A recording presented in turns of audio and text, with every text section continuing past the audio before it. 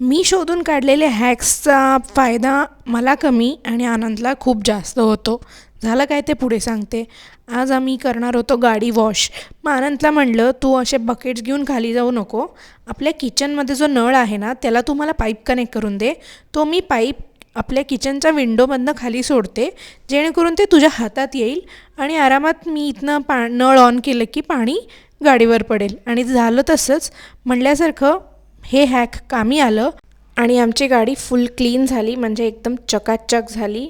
मग आनंदला म्हणलं, "बघ माझं हॅक किती उपयोगी आलं आणि तुझी मेहनतही वाचली, नाही तर बकेट घेऊन लिफ्टमधनं वर खाली करावं लागलं असतं."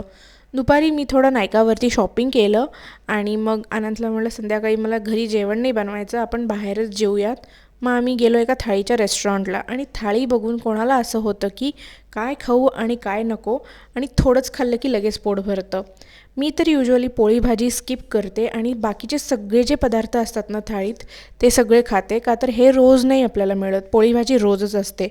मग काय मस्तपैकी जेवण केलं आणि रिटर्न घरी आलो. चलो बाय. आणि हो, सबस्क्राईब करायला विसरू नका बरं का.